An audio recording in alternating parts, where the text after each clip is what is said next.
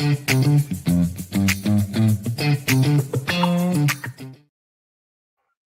guys, welcome back to the channel. Welcome back to another tremendous video. It has been a wild week for me, to say the least. I have not been on here much because I have basically been hacking my lungs up due to seasonal pollen allergies.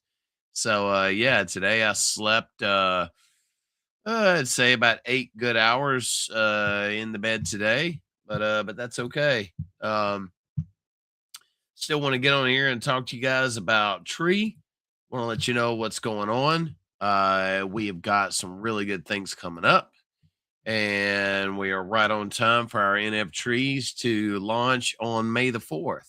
The chart, to say the least, has been wild today. We're going to pull that up. We're also going to pull up the rebranding of SuiDex, in which it is much easier to buy and trade Tree now. So we're going to go over some of the features on that. You can see right up here in the corner, Mr. Tree Hero is etching out one of the NFTrees right now. So yeah, it's we're in really good shape. All right, so let's let me pull this screen up for you guys. And we are going to go to the chart. The chart is pretty brutal today, but let me get this pulled up here. One moment. All right, here we go.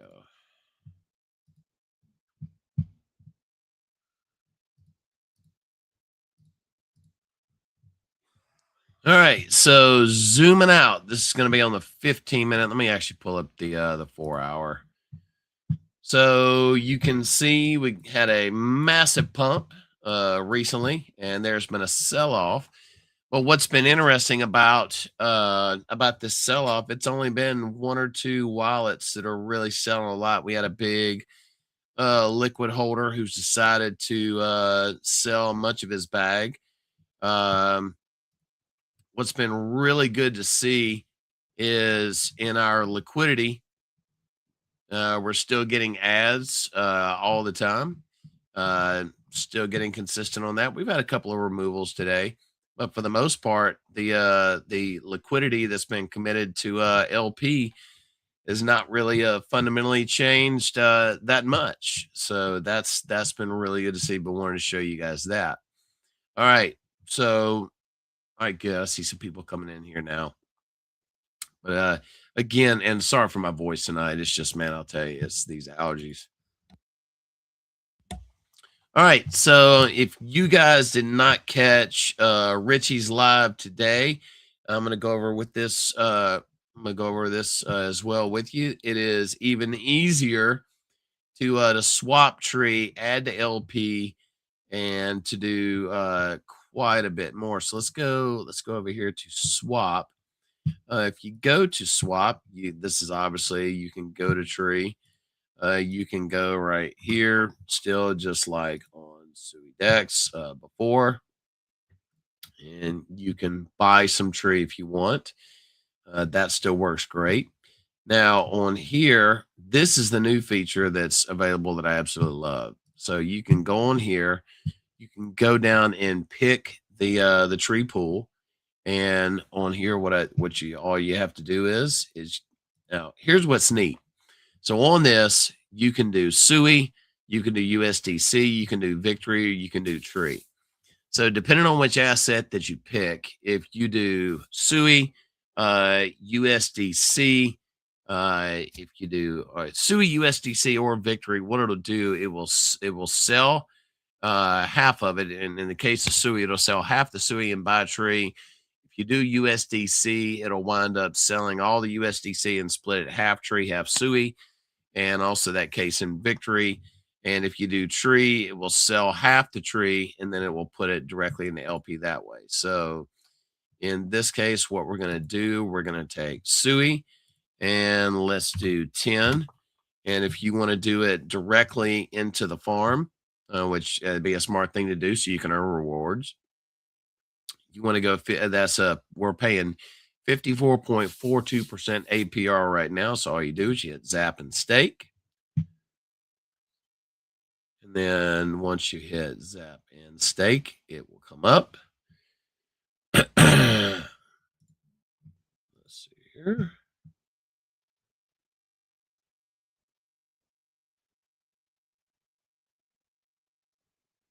I tell you earlier, I had it on testnet, couldn't figure out what was going on.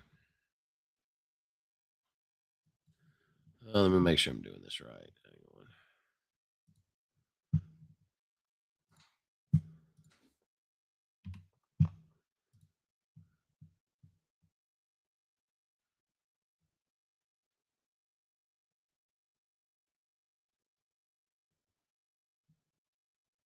I don't know why it's showing it up. I'll ask Richie. Richie will be online shortly.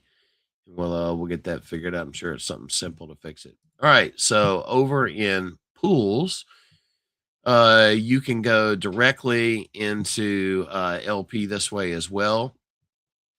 You can zap in over here.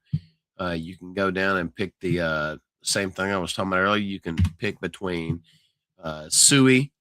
You can also pick SUI, Victory, USDC, or Tree. There we go. That works. Then that way I zapped directly into LP. And then if you want to go into the farm, you can do it just like this. And it's just zap and stake. It's the exact same way. And then when you come on here, yeah, something's off kilter there. All right, so here's the other big change. The other big change is that farms, there's no more SUI farm site. So the farms tab is right here. And what has happened is they have a couple of different compounding options. So if you go over to my positions, I actually claimed earlier, but I've got a small amount here. So if you want to play ball, and if your heart is in SuiDex for a long time, which mine is, you can obviously come down here. You can compound the individual positions, but if you go to compound all, they have what's called standard, and they have what's called sustainable. So standard, what that means is that will basically compound your victory rewards back into whatever pool that you're in. So that involves sell pressure on victory token. And if you guys have any questions about this, drop a comment. So, but what I like to do, I like to do the sustainable portion of it. And also there is a new let's see, let's go to victory real quick. I don't know if you guys caught this today, but the token locker has now been rebranded to XVictory. So now that it has been rebranded to XVictory, the green token is essentially the non-tradable token that you lock in the XVictory, well, whatever plan that you choose. That the locker has gone from, instead of locks, they call them plans. So there's a 7-day, 3-month, 1 year, and 3-year plan. So whenever you come on here and when you lock your tokens, they basically swap from victory to XVictory. And when you swap them over to XVictory, whenever your plan is done, it converts back one for one back to a victory token. And obviously the SUI you can still claim every week. Now the with the 3-year plan, your APR on victory is now 133.79%. It went up because the emission shift just crossed over to phase 4. Now that we're over to phase 4, you have to catch the minute details earlier on it. But now the emissions, the APR emissions went up for XVictory, and the LP pools and the single stake. The single stake lost the most. I think it was 5% that single stake lost. But as you can see, if you go over 2 farms, you can still see, if you go down to Tree, that it's still paying 54.35% APR, which is great. So let's go back over to, all right, so we're in farms. So what I'm going to do is I'm going to go to my positions. I'm going to go to compound all, and I'm going to go to sustainable. And especially now that the APR in the XVictory has gone up more, I really want to try to, each time that I claim, that I add some to the token locker each time. So I'm going to go with the 3-year plan, and I'm going to make sure I do sustainable. So I want to make sure to do it in tree, sustainable, compound all. And then when we do that, I mean, it's low, already claimed earlier. It must be too low. Let's see. Let's go to XVictory. So here's what I had earlier. Let's go to max. Let's go to 3-year. And then let's go to lock victory. There. Sure, it was a minimum earlier on that, but that went in just fine. All right. So you can see that's locked for 1,095 days, and that is going to earn every day on it. So I have 42 locks. My total is 617,000 victory, just a hair below 618,000. So that is going well. And then this Sunday, I'll have some SUI to claim out as well. All right. So another new tab in this is portfolio. This is one of my accounts, asset allocation. And you can see it's got laid out. I like to have a little Bitcoin in there. XVictory, SUI Victory, SUI Tree, SUI Trump, and Victory USDC. So, and there's the staking, there's a wallet unstaked. The majority of the tree that I have is obviously in the tree treasury, and that is just in LP providing for you guys.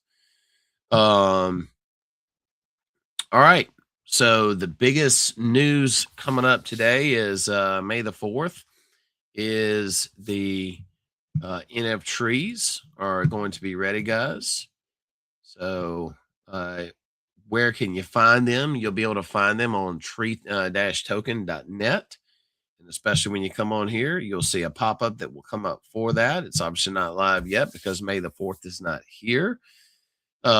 Make sure that you do have your 5 million tree in place before May the 4th. That way you can get your NFTrees. I want to let you guys know that they are going to be $25 a piece instead of 50. Wanted to lay that out for you guys tonight. That way, because I know a lot of people wanted to get more into it. Let's go on here. Something else that is pretty good right now. If you go down to 5 million. 5 million tree right now is $291.15. So if you want to get it in there, you can have it liquid, you can have it staked, you can have it wherever you want. Oh, here's Richie. Hello, good sir. Hello. How are you doing? Good. How are you? Good. Very well. Very well. What's been going on? Going over everybody, man, the new features on SuiDex, showing them how they can zap in, zap out. Yeah, it's good. Yeah. Richie, got a question. So when I was let me pull this up. Let's see. Richie, on here, I was showing everybody in the pools zap in. So watch what happened. If I go down to tree and I do 10, I must not have been holding my tongue right when I was doing this. Oh, of course. Now that you're on here, it's not doing it. It was showing an error message earlier. It wouldn't let me bind it. Oh, strange. Yeah, but now it's working. Oh, it's working great now. Yes, absolutely. Okay. Well, let me know if it happens again. It might have just been an RPC or something. I don't know. Yeah. All these things happen on SUI. You never really know what's going on half the time. Right. Richie, love the XVictory, man. Love the rebrand. This is it's much. I think it's easier to understand, right? Yeah. Yeah, because like with the plans now, Richie, what does this mean? Consolidate victory fragments. That's if you have like a lot of liquidity, and say you're making liquidity tokens and then you're claiming out the farm, then you're breaking those tokens on SUI. What happens is that like all your coins get like fragmented into many pieces. Yeah. So because victory's like highly in LP, it's you can end up with like objects of the same coin of 20, 30, 100, 500. So that just means it will put all your victory back into one object. Nice. Yeah, it just said it just claimed 2 fragments for me. Okay. Yeah. So it's like before you had an issue with the tree token, right? Trying to do something on SuiDex with it because you had to like bind them all back together, right? Correct. So it's like you can also do it in Nightly Wallet. They have like a function for merge. It's just another one of these things on Sui that they expect people to understand, but people don't really even know what happens, right? Right. Yeah. So now, man, just telling everybody about May the 4th. Well, we're on schedule for launch on that. Really excited. Awesome. Tree is obviously on a discount right now. So yeah, it's pretty easy to qualify to get into it. So you need the 5 million tree, right? Yes. Nice. So yeah, so if it's on course, then just fire me over some graphics and we'll or the base like what's need like call to action, what you want people to do.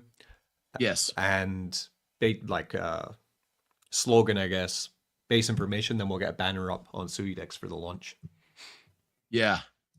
Yeah, really excited about it. And it's going to show up right here on tree-token.net. I'll actually get the call to action and the other graphics over to you. It's 9:31 p.m. here.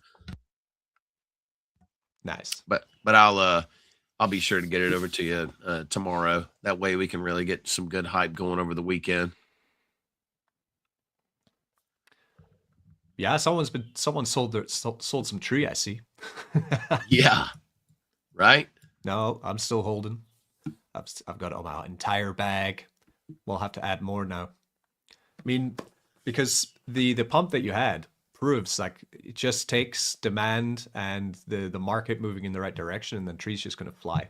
And still 100% convinced it's still going to continue to fly. Yeah, but actually, like looking at the top holders, it's more even now than it was before, which is a good thing for health. Right. Yeah, and that's pretty exciting to see. I mean, even if somebody had a bunch of liquid tree or whatever, hey, get it over with now. That way, as we get into this busier crypto season, man, it'll work out better, you know? Yeah, for sure. We're good. We're good. Gonna have to buy more tree now. Yeah. This is the issue though, like that I'm seeing again and again on Sui, right?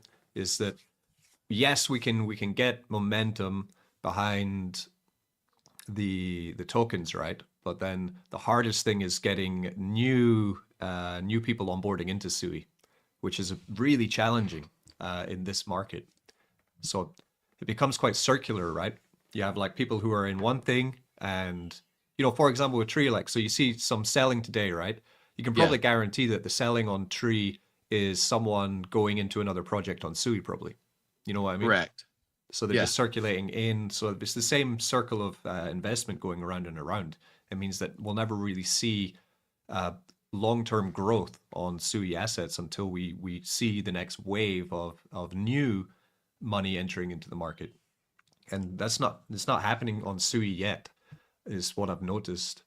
So it's about getting all your ducks in the line right now for that, whenever that time is. And that's exactly what we're doing, It's continuing building community, building trust, building utilities out. Because I mean, if you go at like DeFi Llama and you look at the TVL of Sui, it's stagnant almost since the beginning of the year, essentially. So since in January it went down, and then since February it's been 600 million, and today it's 500 million. So it's just slowly trickling down. You can see that from the end there from 2026. So it's very much in hopefully the bottom consolidation. It could continue to trickle down a little bit more before it finally capitulates, and then that's the bottom signal for SUI's overall TVL. But it's what you got to watch, because once you start to see the upturn happening, that's generally when you start to see more investment coming in, right? Yeah, I'll tell you, the easiest way to get money over here in the US into SUI is through Coinbase, Okay. because they can literally just send they can send SUI from Coinbase to Nightly, Slush, or whatever it might be.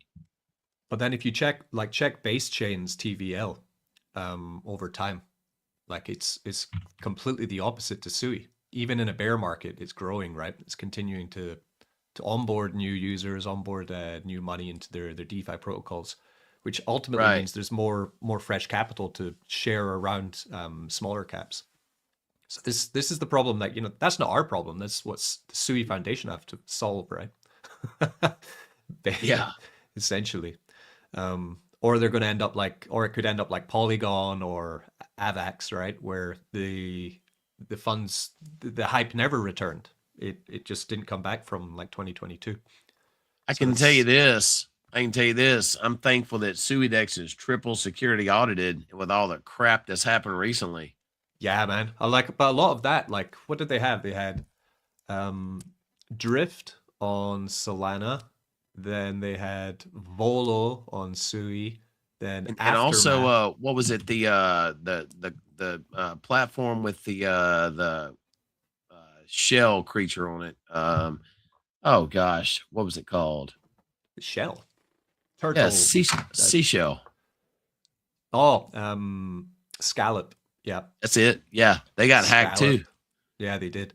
All different ones though. Scallop got hacked because they had like an old version of their protocol still usable, but no one ever used it, and then someone hacked that and found a way to extract money.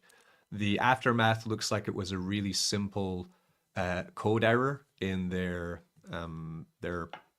perpetual DEX, and that's what brought that one down. But SUI Foundation said they're going to give 100% of the money back to the people for that. So that's interesting, because the SUI Foundation really pushed Aftermath and their new perpetual DEX. They were behind it. They were tweeting about it all the time, really supporting it, and then it gets it gets exploited or hacked. But it's not funny they're going to stump up the money. But then if SUI Foundation are going to give $1.1 million to pay back everyone who was exploited on Aftermath, where is that $1.1 million coming from? Is that going to be sell pressure on SUI token later? Like, you can't just print 1.1 million, right? Right. You gotta find it somewhere. But a lot of these hacks seem to be human error as well. People losing. Yeah, Volo was keys getting exposed, right? Yeah. Wow.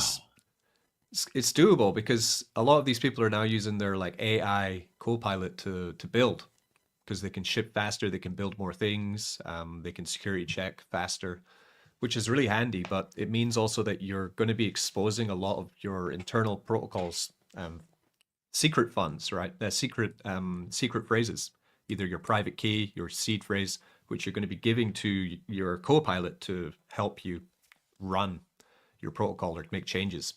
And then it just takes that one time where you don't clean up after you're finished, essentially wipe or store those keys in some kind of vault, right? Or encrypt them so that they can't be pulled or seen even by the AI, But some people, I guess, when they don't do that, then they're opening up themselves to being hacked. Or, imagine you click on the wrong link. People used to think, oh, now I'll just get my wallet drained. But now they're trying to phish the actual developers to try and get them to get access to their private keys, to then access their computers, get into their AI infrastructure, and extract all the information they can. So it is, I think that's the big human error that's happening at the moment for DeFi. Seems like a lot more anyway. Yeah. But so SuiDex is triple audited. But most importantly, the contracts for SuiDex are immutable, which means we can never change them. So that would be the farm contract, the emission on the farm, the XVictory emission, the swap router and swap functions, everything there is completely hard coded, so it can never be altered by us, even if we wanted to change it.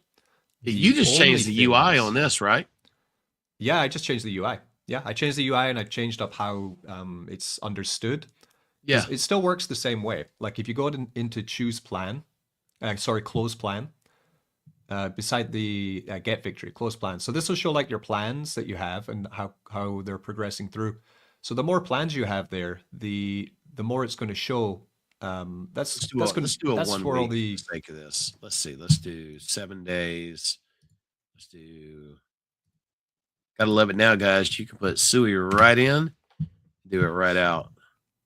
Yeah, there's some guys who really farm the 7-day one actually, because you get quite high APR. It's single stake, like 50% APR for a 7-day stake on Victory. You can't beat it. They just rotate basically. They just keep it in the 7-day and just go in and in and in. I've seen that since launch actually. It's some people's tactics. So when you create the plan, then it's gonna show in your total plans at the top. So now you're gonna have 2 plans, or where we have active plans 43. Oh my god, you got a lot of plans. So because before that would have really cluttered up your UI, right, with 43 plans showing all doing the same thing, giving you victory and some of them giving you SUI, right? So then now if you go to close plan, you can now should be able to see all of your plans there in the progress bar. But I tested it with one. There's 7-day, and then yeah, there. Yeah, so this shows all your plans. I need to fix the timing bug on the 3-year. They are all winding down. Don't worry. It's just the UI. I need to make a mathematical equation there. Here's a good question: will there be a way to combine plans in the future? No. Immutable, cannot be changed. I couldn't combine the plans if I wanted. So all these plans are going to wind down as they want, because to combine a plan, you'd have to take like a 1-year and a 3-year plan and then change the time, which would mean that we'd have to completely refigure out the maths on how much rewards you get, and that would have to be per user. It would be thousands of calculations for every plan. It's not worth the time.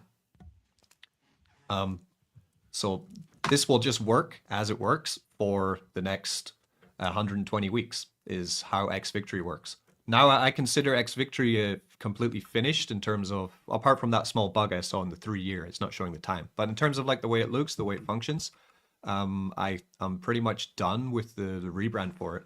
And my focus now is to try to build something new for Victory Coin. Because now people have somewhere they can clearly see, okay, I can stake Victory in there. I can stake it for this amount of time. I'm going to get rewards. And that's the simplest way to see it, right? Yeah. So, and over time, at the moment, we just went into phase 4. So that's 40% of all the rewards on the entire SuiDex are now going into the XVictory. We then move into phase 5, which would be when 47% of all rewards go in, and then finally phase 6. But I mean, this is the phase 4 to phase 5 is a long time. That's 50 weeks? So it's a year, right? So we're going to be sitting for a year from now, getting into phase 5. So definitely the big startup of the protocol is already ended now. It's phase 4. So now it's 1 year of XVictory paying 40%, all the allocation of victory going into the X locker. So that's I can tell you this. To build up. I can tell you this, in the farms, man, the APRs are still paying out great. I mean, that is absolutely great. No, I want them higher, but the only way to do that is to pump victory. We need to get more buy pressure on it. So that's my aim. I want to, at the moment this morning, like after I got back, I was just running through, I've got a bunch of ideas for what I want to build for victory. Yeah. It's just trying to get the right balance of engagement and longevity is the key, right? Because we're so used to like quick flips of things people go into for 1 or 2 weeks and then they exit out of them, right? But I need something that people will be building and enjoying for a year, not just for a month. Because if we make it too short-sighted, like in the Telegram, someone said, why don't I just make depth for SuiDex, right? Which is a good idea if we wanted to just pump the victory price in the short term, we could make some form of a high emission sort of protocol like depth for victory. But the thing is that it's extremely hard to maintain such a high APR payout for, say, a year. I don't think it's really been done before, right? So it's a good idea, but I'd rather build something which is like a slow bleed, engaging and enjoyable DeFi project, which people want to come back to and use month 1, month 3, month 4, month 5, and then we can actually build on top of it, as opposed to launching just a high risk, high return ROI style project, which yes would pump victory, but say 2 months from now, victory might just go back down to what it was before, right? And then we're left with more emissions and more problems than we had 2 months before. So it's definitely got to be carefully built. I can tell you this: what's really exciting for Tree coming up, to try to get some buy pressure on it. First and foremost, the revenue from NFTrees, the treasury, the Tree treasury is going to make a significant buyback on Tree, but the Garden Battles game, yeah, the treasury. But what's going to happen is the Garden Battles game, SUI is going to be used as your wager when you come in to battle, and then the winner is going to go home with, I believe it's 80% of the of what's wagered, and then the protocol will use the remainder to buy Tree and either lock it away or to burn it. So it's we're really looking forward to that. That's cool. This is so. I mean, people are sleeping on it. Once it's realized, like what, May the 4th? It's 3 days away. So what's the rollout going to look like then? So what can people expect on the 4th of May to happen? So what'll happen is they're going to see the links will be posted right here on tree-token.net of where to get it, where the whole link is. It's all on testnet right now. So we're getting it all laid out. I've got a surprise for you. You're going to enjoy the one that's nice. that's coming. There's going to be 5 rare SUI Trumplins coming out, 1 for you and 4 that you'll be able to give away as long as somebody has joined the SUI-NS community nice. To be able to do it. That'd be fun. That's going to be fun. And then we'll get the banners up on SuiDex as well to promote the upcoming mint. So the May the 4th is going to be the mint, right? Yes. Yes, and then absolutely. And are you planning the game launch to be around the same time, or you're gonna hold off on the game launch for a little bit? So we're gonna mint out, and then the game will launch 48 hours later. So that's how we're gonna do it. All right. Just to make sure we get a solid mint out, and then we go from there. What's the price going to be on the NFTs? $25. $25 a piece. $25. How many NFTs? 5,000. It's a good number. Strong number. Tremendous. Yeah. We were originally going to do it at $50 a piece, Richie, but we talked about it. Bear market. I mean, there's still the 5 million tree requirement, but $25 that'll give everybody a chance to snag them, and then that gives a much better chance of everything getting minted out. Got Wrecked Riches in the house. What's the benefit of holding multiple tree NFTs to holding one? So the benefit is you can actually stake multiple NFTrees on the everybody do what he does, buy 300 of them. So the benefit is you can actually stake multiple trees on the site to earn rewards from each one. So that's basically the benefit on that. Okay, so the more you can stake, then the more you can earn, right? That's correct. Yes. And a lot of that buy-in that we're going to do is going to go. Let's see. Is it possible to invest victory to be used in the funding of our bot that will get people money? Richie was showing off weeks ago. Yeah, tell us about the R bot, Richie. I haven't had time to tweak it, so at the moment it's off because the SuiDex rebuild took pretty much all of my attention and compute. Also, I mean, since I made the art bot, I've completely rebuilt suitrump.com. That's done, and I've made a V3, and then I completely revamped with Michael. We completely revamped the SuiDex site and added all the tools, and now the V3 is in audit. Actually, it's being audited right now. So once V3 contract gets back with hopefully a clean audit, then we will launch that as well. I'm going to launch it initially on suitrump.com with some pairs, but the pools are verified as SuiDex V3. So I already have the SuiDex, the SuiTrump Sui pool is live already. So if there's no problems in the audit, then it means I don't need to remove that liquidity, change the contract, and put the liquidity back.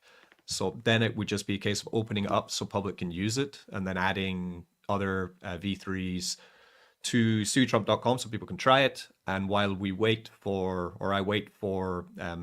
fully launching it on SuiDex, because for the launch for SuiDex with the V3, what I want to do is also incentivize with Victory Coin. So for example, if you add the liquidity with Victory and Sui into the V3, then you'll get Victory and Sui based on the trading volume rewards, just like any V3, but you'll also get extra Victory coins as well rewarded. I want to also choose different coins on SuiDex which have good LP and good volume, and also incentivize them with some Victory rewards as well. So we need what pairs are you going to start with? We'll probably take our top ones. So if we come and have a look at who's the top boys on SuiDex, then we'll have to go Victory, SuiTrump, SuiUSDC, and Tree and Sui. There we go. Okay. Simple, right? I don't want to do too many because then people get confused, and choice is a killer. So if we just have, I think, 4, I'd like to add Tree to it because I think you love liquidity. So why not? Yes. You know? I love liquidity. Yeah, exactly. And the whole idea for V3 is so then the liquidity won't be the same as the V2. So it would actually be like having 2 layers of liquidity on SuiDex. And the benefit of having V3 liquidity is that it can be used, because now our swapper, it routes through many dexes. It doesn't just use the SuiDex liquidity pools.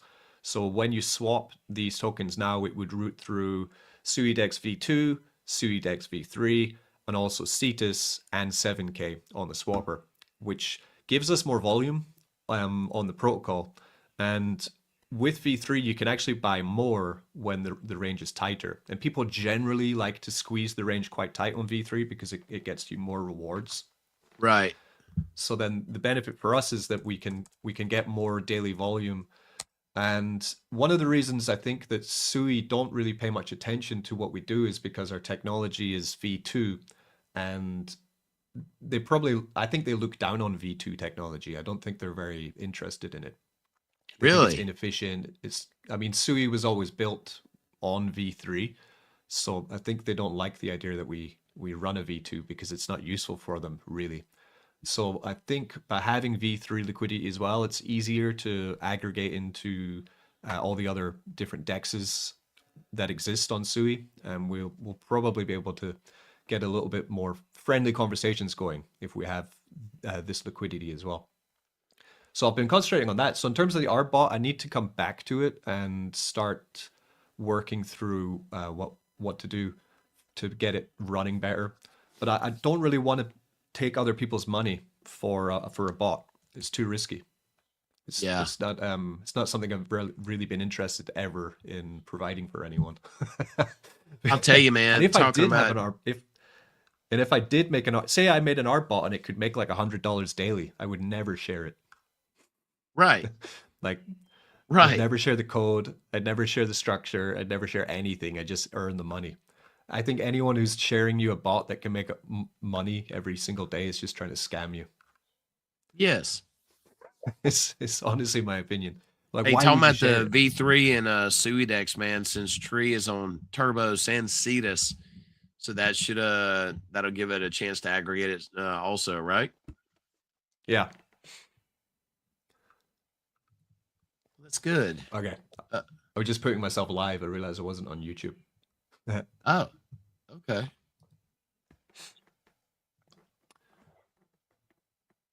Da-da-da. Oh, SUI Trump, the chart's looking great, man. Getting some breakup.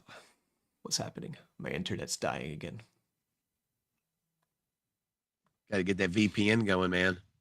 Yeah, I'm changing it. Peter, are you there? Yes.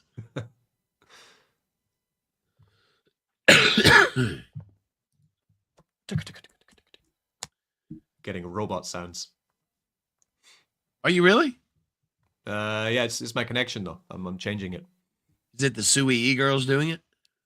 Yeah, it's the SUI e-girls. Must be.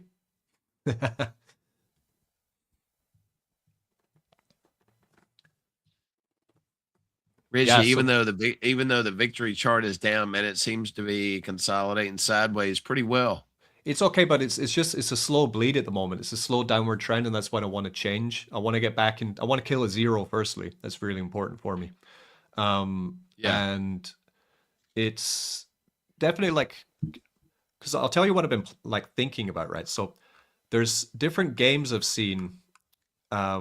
Games are like, you know, return on investment games essentially that I've seen across the crypto space, which generally get quite good viral building. If you look at things like Potato Land, I can show you some examples actually. If let me see, I'll share my screen. This one. So like, of course, on SUI, the biggest game in terms of virality is Potato Land. This is a massive build, though. I'm not looking to go as developed as they are. So what you have here is they started with, there's so much going on. So they started with, you stake your NFT land. They minted some lands. You stake your land. That's how they started. It was very simple, right? Buy land. And then you merge the land. And the land then staked and you earn resources. So you have the resources. And then they use the resources to buy tools. So you buy tools, right? And then you can combine your resources. So you're, you know, I have some stone. I need water and stone to make stone plants. So you're kind of like combining resources to make more resources. Here I can make some wooden planks if I want. This building. Then they went from there to combining your tools to make tool sets. And then they went to heroes, which can then patrol and you can put weapons on them. And then they just released the next part of it, which is their proving grounds, where if you have a hero, you can like go and fight these guys and battle, right? So of course this is a year or so more in the making that they've put together here. Yeah, I won. I got a mushroom. So there's lots going on here with Potato Land. The other one that's, and this is a bit too complicated for SuiDex because but in a sense to launch like this because it's such a large build. But they started really simply. They started with just the idea of having a land piece or ownership of part of what they are going to be building. So I quite like that idea. If we come to bubbles, so this is Bubble Wars. This is also on SUI. It's pretty good. It's simple, way simpler. It's more similar to like Clash of Clans. So what you're doing here is you have your bubble hall and you upgrade your bubble hall with their two tokens. So they have Bub Coin and Bubbles Coin. And these get burned when you upgrade and you have gold. If you want to get gold, you generally have to buy gold. So you go to the shop and then you can buy gold with SUI, right? I'm going back onto Bubbles right now to follow along with you. Yeah. Then you have a gold mine, which can mine you more gold. So the more you upgrade this. And of course, the longer you play this, the longer, just like Clash of Clans, the more time you have to wait for an upgrade, the more you have to pay, and kind of exponentially gets more. And I like this one, and I like Potato Land because there's no end to the game. A lot of these other ROI games which exist, like before I was covering the Tether King, which eventually drained, and it was actually exploited by the developer, right? And Wow. that one was similar to how these games work, but with one really big difference, that on games like Tether King, you're putting USDT or BNB in, and when all the BNB is gone, the game is over, right? There's no function to actually play the game for, say they have a downturn in people investing into the game, then, and these ROI style games. The contract just drains to 0 and that's So it. where do you get over. to the island? Which bubble do you pick? Bubble Wars? You go to Bubble Fun, and then you go to Bubble War. This one down here. Oh, Then you okay. you name your island, and then you enter the camp. And then you have all these other people playing it. See, so you can actually you can war with them as well. So you can actually attack other people as well. But I haven't done that yet. I'm still building my base secretly, becoming a legend. Yeah. So the problem with Tether King, the game's going to end. You're going to get a really high APR, and then after 1 month, the contract's going to drain to 0. 10% of the players are going to win. 90% are going to lose all their money. And of course, there's a place in crypto for that kind of project, but I don't want to put it on SuiDex because I don't want to see 90% of people lose their money. Because what would happen then would be the price of Victory would go up really high for 2 weeks or 3 weeks, and then they'd realize that the game is over and the whole thing would crash. So the idea has to be to build something that's fun, can grow, you can add on top of it, and it rewards people for playing. For example, I'm getting rewards in this game. You earn the bub coin and you earn bubbles from building up these drills which you place there as well. And you can go to war and fight other islands, and then you can earn from them that way as well. For Potato Land, I'm earning with my staked NFTs. They're earning me these assets every day. If I wanted to, I could sell them. So I can come to the gold. Sorry, I just removed this. I can come to sell. I can say I wanted to sell like 100 gold, and I'd sell it into their coin. That gets me $1, right? So you can profit from their in-game economy, and it doesn't have to go to 0. Even if all of the in-game coins lost 90% of their value, which can happen in crypto, right? We've seen it many times.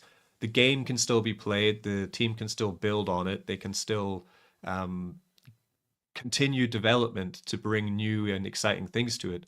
So I think that's the key for how I want to plan this the build for the next thing for Victory.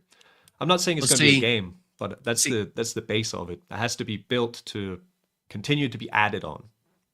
See, that's why we're wanting to do that with Tree, because starting off with the garden battles, that's a quick and easy game that you can actually profit off of, and then getting into Arboretum, to where it's a game to where you can build, get rewards out of it, and continue to profit off of it to where it doesn't drain out. We just felt like that was really important to do something like that.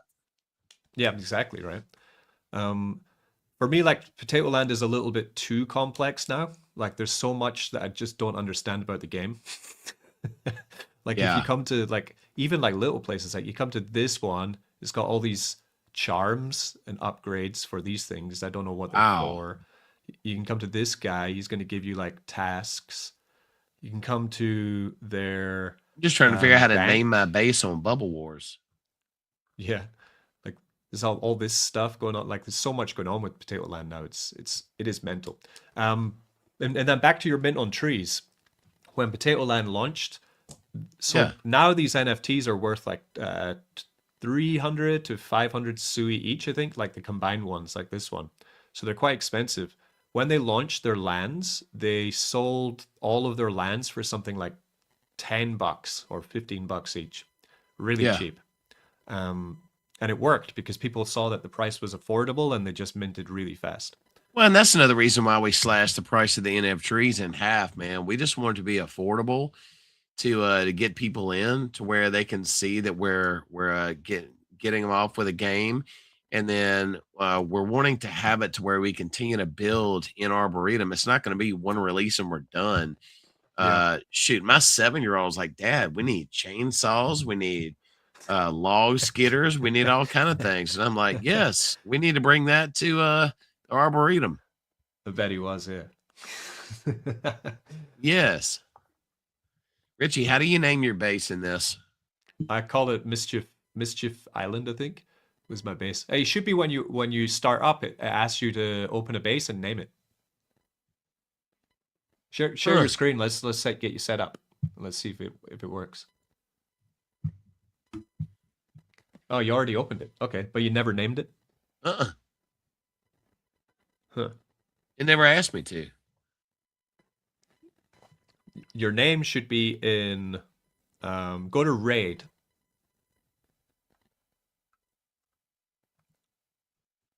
And then zoom in on the middle one. That's you. Oh, I did name it SUI Tree. There you go. Can you see my island? My one's called Mischief Island. Let's see, Wrecked Village. Yeah, there you are. Bottom left, right there. Nice. Yeah. So now what you want to do is, now you have your island. And this has so there's lots mine. So your town hall and gold mine, your gold mine makes you gold every day, and you need gold to upgrade things. And your town hall, the more you level up, the more you can build. So what I'd recommend is getting your gold mine leveled up.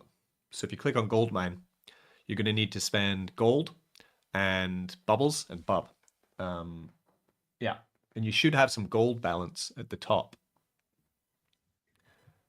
But maybe you don't, how much gold? Yeah, you got 5.1 thousand gold.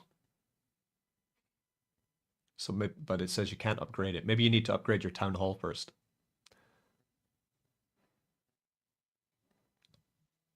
So you click on that floating town hall.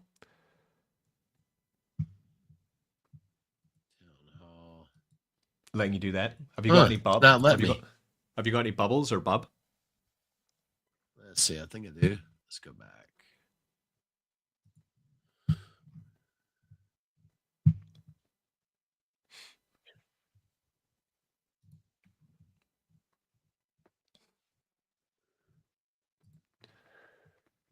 See, I've got 806 bubbles and 678 bub.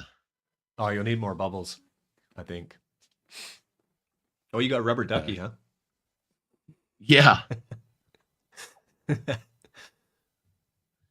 also, there's going to be a Tree Hero cosmetic for this game coming up too. Nice. Yeah, so I really like the Bubble Wars, actually. And I don't want to just copy what they did, because that's completely useless in SUI. Like, we all need to build with our own unique kind of vision, right? Right. What I like about it is that it's quite sustainable. It's still emission-ly. It's like they're emitting bub and bubbles to people who are playing it. But the entry for it is quite SUI-based as well. So if you really want to advance in this, you're going to have to use exterior funds to build it quicker. And they have P2P, so you can actually attack other people. I like that about it. So when I think about something for Victory, it would be something that can use Victory as an entrance, but then while the game is running, the Victory is used for upgrades, but then the Victory would be burned. So it's reducing the supply. There's no point to use Victory as like the payment for buying things, because then that would just mean that there'd be a wallet holding a lot of Victory coin that then, say, to pay for development or staff or whatever, it'd have to sell the Victory, which doesn't make any sense, right? So it would have to be some part funded through SUI and through Victory. And whatever Victory is spent in the game or in the platform would have to be 100% burned. It's the best way I can think to use it. And then rewarding out Victory as well through the game process. Yeah. Something like that. But I don't know, could he even be a lazy clicker? So I'm still thinking about it all. We've been kicking around a couple of things, man. There's a person we're talking to about another nature game to add into Tree. We've got a couple of ideas. The biggest thing is whatever games that we put in, we definitely don't want them to drain out. We want it to be able to keep going. I mean, that's the core concept we're going in.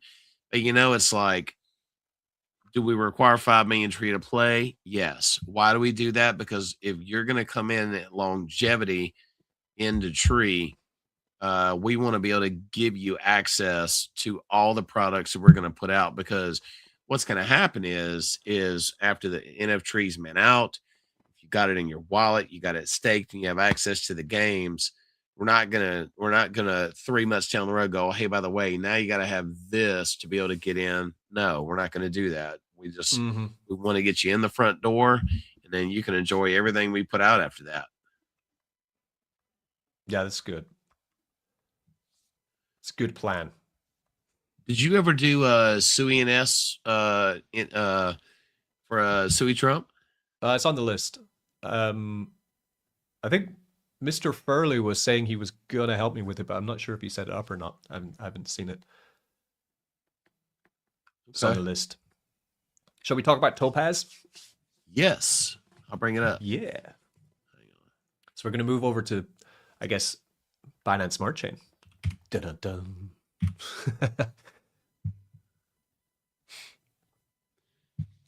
Did you watch Aaron's AMA? No, I did not. Did you? No, it was at 2 a.m. for me, so I missed it. Here, I'm going to give you the screen back, and you walk us through Topaz. How about that? Okay. You trying to set up your bubble land? Yes, I am. I don't want you to see the secret C-tree base. Oh, yeah. C-tree. See, the thing as well with the Bubble Wars is you can attack other people, but I haven't done it yet. Because I think the way it works is that once you attack, that's it. You're attacking. You know, you can be attacked yourself, but if you've never attacked anyone, then no one can actually touch you. So how soon did you get into Clash of Clans? I was day one. I played it a little bit. I was never too into it. I like that Fallout game, the one where you had like the Fallout shelter. Oh yeah, that was good. Yeah, I like that one. Like those kind of games, like I love. Or like even go back to things like Civilization, Age of Empires. Like they were great. But the Clash of Clans model has proven to be more viral than just a typical, Command and Conquer or Age of Empires style game. Like people seem to like upgrading and waiting and leaderboards and all these kind of things. So they definitely have the model down. It's probably the most viral game ever made. That or Flappy Bird, right? Man, we should do a Flappy Tree. Flappy Tree, yeah. I did that before for the poop collection of NFTs. We had a Flappy Poop. That was quite fun. Wow. Okay, I'm sharing my screen, but you need to put that up. There you go. All right, so I'm in depth to start with. So let's talk about depth first, actually. Can be easier. So depth.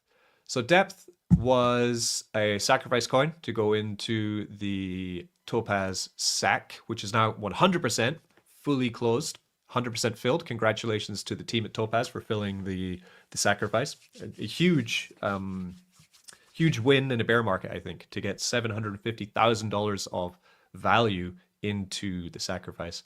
So depth was one of the tokens, and we also had the GBlue was another of the sacrifice tokens, which also went in.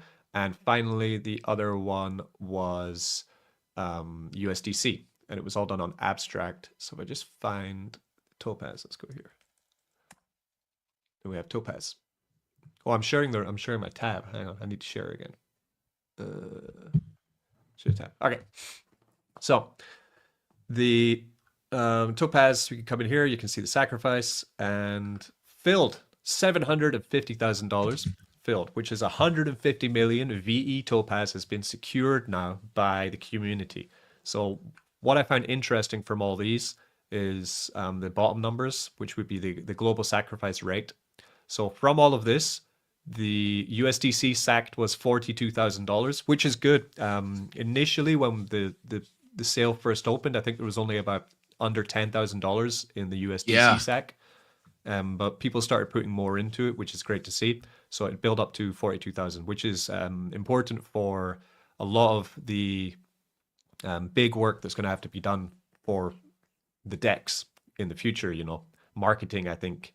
I don't know what Aaron's going to do with the funds, but I'm imagining would be things like supplying liquidity, setting up liquidity for tokens to seed the liquidities, and marketing, because you're fighting against pancake swaps. So it's the It's the big boy DEX. It's the big boy chain, right? Binance Smart Chain. So I'll tell you what's exciting to see, man, yeah. is they're already aggregating into the scanners on BNB because there's some X listings already talking about how they're new and upcoming. No, that's great. Good news. So then we have GBlue. $386,000 of GBlue was sacrificed, which is very interesting because we do know that GBlue is going to have a liquidity pool on Topaz, and that's super exciting. It means that we're going to have a really thick pool of liquidity on Topaz for GBlue. Oh yes, so definitely getting yourself GBlue now might be the play of the year. So then to depth, there was 500,000 depth, which is $321,000 market value at 60 cents per depth of depth token. And that was 232 wallets. So overall, blazing success, very good fill of the pre-sale. Into the tokens then. So the first one, so then depth, I think we were all kind of expecting this, that after the sacrifice phase was over, the price of depth was probably going to come down in the short term because it was being valued at 60 cents during the sacrifice phase. So that means, if we're here on depth here, so it's come back down from a 60 cent valuation that it was at for the SAC, and it's kind of come down quite a bit to the 40 cent mark. Now, predictions for where it's going to go in the short term, I have no idea because it's a very unpredictable chart, as you can see. We've had dumps of 40% followed by pumps of 200%, and then dump back down 30%, and then dump down 60%, followed by a pump of 130%. And then the next day, basically, it's come back down 20%. So it's really up and down. It's all over the place. Yeah. So in terms of where it's going to go, not sure. But Aaron has said he's going to continue to build for depth. So that's good news. And then they burned a bunch of depth as well. $215,000 worth. Okay. So did they burn all of it? Like yes. The whole 535,000 was burned? Wow. It's somewhere around there. It was ridiculous how much they burned. Let me find it on X. Let's see. Blue. What is it again? Blue BNB or GBlue? GBlue. Yeah. Can I ever remember the Twitter name? Yeah, GBlue now. Blue BNB, GBlue, blue. Let me see. Where's their burn? Oh, Aaron's on holiday, it seems. Is that on a beach? No, that's his new place. Oh, nice. Looks nice. He's West Coast Canada now, apparently. Ah. We just burned 428,000 depth.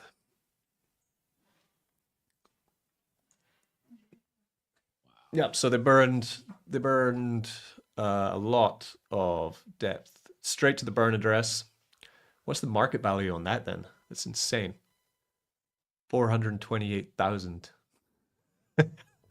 Yeah, so people could say as they want about the about the inflationary nature of debt protocol, but when you have a developer which is going to decide, when, how to say this, who in DeFi would have $321,000 worth of token value in their hands and then turn around the next day and 100% burn that into nothing for the community?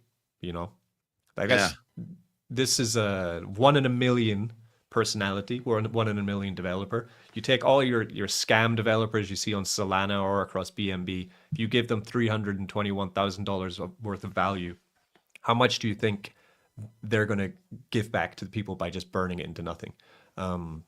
It's very rare to see this kind of development plan, right? Where it's growth focused. It's not trying to get himself paid from this. So very nice gesture for Depth, and I think it's something that people who are holding Depth and using Depth Vault should kind of understand, that this is a gem of a platform to have a developer behind it that's going to be acting in such a amazing way for the platform. So that's great. So GBlue has come down to $20, holding quite strong, right? Because I think it was at 25. Yes. 25, so $26, I think. Yeah, so it's holding quite nicely. Here's GBlue. So I think my prediction, let's give some predictions on token prices. Why not? This will be fun. I think in the short term, GBlue is going to do pretty much this. It's going to come down a wee bit, and then I think it's going to kind of just do this, depending on how long it takes. I mean, this is going to August, which is not, this is not an Aaron timescale. Aaron is fast, so I guess we need to zoom in a bit more. Yeah, zoom into the 1 minute. I mean, yeah, exactly. Now, actually, you got 1 second on there. Yeah, that's more appropriate. We'll go 15 minutes, because I think we'll see the platform. I think we'll see Topaz launch in around about 2 or 3 weeks is my prediction for launch. So we'll go to like an hourly. Yeah, that works better. Okay, so we're going up to the middle of May. So I think we'll see generally this kind of behavior until Topaz, and as we get a launch date for Topaz, then we'll start to see all-time high for GBlue, is what I predict for GBlue. For Depth, I'm not sure. I think it still needs to come down a bit more. Probably, I mean, this has been hit once, twice, thrice. So this could be a zone where Depth might be coming to in the long term, as we see. I think for Depth, like some important things that people put value on is, oh, sorry, I'm on the wrong one, is it's been hit 3 times here on Depth, 1, twice, thrice. So we could see it come to around about the 25-cent mark in the short term. Something that people on Abstract give a lot of value to Depth for is their XP points, which I'm not really sure about it because I'm not an airdrop hunter for the Abstract portal AWS wallet thing, but people put a lot of weight on the fact that Depth can get you XP points for this fabled Abstract airdrop. So that's definitely one thing that's holding Depth in strong foundation. It's still top 4 trading token on the entirety of Abstract. Oh, top trading token and number 4 on Abstract today, and it has been for weeks. So we might not get the prices I'm looking for Depth, because personally, what I want is I want this to go to the next one. I want the what's the next, what's the one up from Abyssal? It is the one that sounds like a suit of armor. Yeah. What is it again? Oh, Haydal, that's it. Up to Haydal. Right. Grab the Haydal. It's time to fight. Yeah, but to get to Haydal, I need 20,700 Depth, right? So I mean, I still have quite a long-term mindset for Depth, for passive income. So that's today's prices. To get to Haydal, I need to drop another $7,094 into Depth Protocol to get upgraded to this one, which I think you're in the same boat, right? Your next tier would be up to Haydal, right? Yeah. Plus, to get to Haydal, I would need then to sacrifice 3,750 Depth to get the sacrifice, and 31 GBlue as well. So this is an insane amount of money. 24,000 plus 31 GBlue. You're talking 10 grand or more at the moment to get up to Haydal. But we can do this. So we can enter the draw for upgrade. For our draw at the moment, 6 entries are in. I have 1 ticket so far in this. So at the moment, what I'm doing with Depth is I've got like a 50-50 strategy. 50% I'm holding of my earned Depth to roll into the draw to try and get up to Haydal. Yeah. And 50% I'm selling into USDC. Because I think it's worth it. Because if you get that 1 win, right, it's a 1 in 25 chance for each ticket you hold to get the win on it. this is filling quite fast. So I think the raffle will end by the end of definitely by the end of the next week. And then get up to that, then your earned goes from currently, what's that, 361 depth a day, $140, $150 at today's prices, currently earning on depth.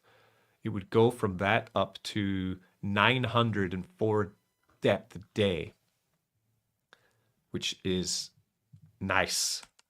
What's that? 904 depth a day. Yeah, then you're talking $350 a day. I think that's the play for depth. So definitely, Yeah. if depth does decide. What's your net position on depth right now? You getting good on your progress? Yeah, almost there. What we got, like $700 to go. There we go. 6,200 spent, Great. 5,500 claimed, 700 left. So it's about time to maybe go deeper. Yes. But yeah, so I'm thinking if we do get these prices, this is the time to definitely get into the draws and try and win your bigger position, and then we'll see what else is he going to cook or focus on for growth for depth, and if we can come back up here or even settle around about the 40 cent mark would be incredible income. And if ETH recovers, then the price of depth should go up even more, right? Yeah.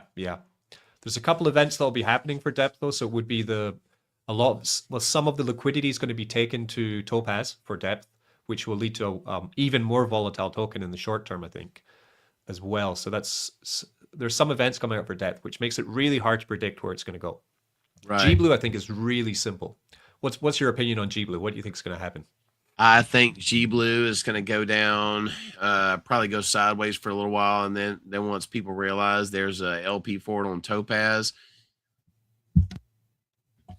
I think we'll get a nice pump out of it personally. I think it's going to go bananas, really. And I would not be surprised to see some type of special incentives. I mean, with that being Aaron's decks, like you do with Sui Trump with your own decks. Yeah, exactly. That's I would not be surprised to see it. Oh, what are we drawing here? It's a banana. What do you think it is, Peter? Okay, there we go. Jesus, Peter. What else do you think it was drawn? Well, looked like a telephone. Yeah, it's a telephone. Yeah, it's just a banana and some apples. It's an apple, another apple. There. Yes. And then we have Topaz. So Topaz is going to be very interesting because there's a lot that people. I don't think people fully understand everything about how Topaz is going to work. Because the way I think I understand it is there's not going to be any liquid Topaz on the initial launch. It's got to be farmed, right? Right. So this is an interesting part about the launch. So all of these tokens for the sacrifice event, which are for VE Topaz, are locked. They're locked. You can earn on them or you can sell them on a marketplace, but that's P2P, or like it's you're selling to another person, essentially. You're not they don't sell and then unlock their VE Topaz, right? Yeah, you can basically sell it on OpenSea or something like that. Yeah, but you can't can you unlock the NFT and get the Topaz out? No.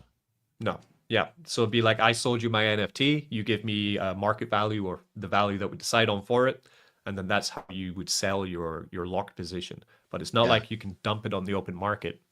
You can only sell the NFT version of it, which will affect token price, but in a different way. So that's quite bullish for the launch. And then with the actual tokenomics, let's have a look. Liquid, so there's going to be 50 million liquid Topaz, freely transferable tokens, distributed at launch for initial liquidity and ecosystem bootstrapping. Okay, and then Team Topaz, which is VE, not liquid, and airdrop. So 50 million, that's it. And then we farm it. I'm excited. You excited? Yes, because I've seen them talk about some dexes like this before, like Aerodrome, Yeah. how fast the value of the token went up, and I'm like, wow, yeah, I can deal with that. Yeah. So if we go, there've been a few. The biggest one, Aerodrome, yeah. So because of their model, you can see like in particular their TVL has been extremely stable Yeah, over the long term. We come to Aero token. I mean, even with a big position, Richie, in Topaz, the voting and the rewards you should get off that will be great. Yes, they are. So this is Aerodrome's full token price. It's pretty strong. It's very stable. 427 million. Yeah, $1 million market cap. And other ones which have existed before, though, this is the difference of the model, right? Or the chain it's on. So we have SwapX. SwapX was on Sonic. It was also VE33. But you can see that it just didn't, it had the launch, the really nice launch and a good pump after launch. But then, of course, Sonic Chain failed. So with the failure of Sonic Token and Sonic Chain, it's really down into a bad place now with only 61,000 market cap now for, you know, it's one of the largest dexes on Sonic. So Sonic is in the shitter. So that's why that went wrong. Other Wow. ones which I've used before. So Thena, is it Thena? Yeah. Thena's on Binance Smart Chain, but it's almost 3 years old at this point. So it launched, had a nice pump, quite stable. Another second pump. I think this is where they made some platform improvements and it's kind of come down. Equal is another, there are a bunch of VE33. Equalizer on, but it's also on Sonic. This is on Base as well. How's this one done? That's bad. Again, big pump. Initially, they seem to do really well initially, and then it's of course on the development team if they continue to be successful or not. But I think definitely the one that's outperformed everything is Aero for the stand-up most successful VE33 platform in all of crypto. Probably is Aerodrome with their Aero token. So if we can, for example, if they launch, say on CoinGecko, when they listed, they were like 5 cents listed. And then from their 5 cents, probably they actually launched at a much cheaper price, but they got onto CoinGecko at 5 cents. And then they went up to $2, all-time high, $2.10. Like that's incredible. Richie, listen to this question. What's your best advice for someone just watching now and learning about Topaz? What should they buy, invest in tonight? They aren't interested in getting into depth, but want to be involved in Topaz. I would say buy GBlue for right now and then get ready to set up an LP. That's what I'd say do. Yeah. I'll get rid of the banana. Hang on. Go back to the chart.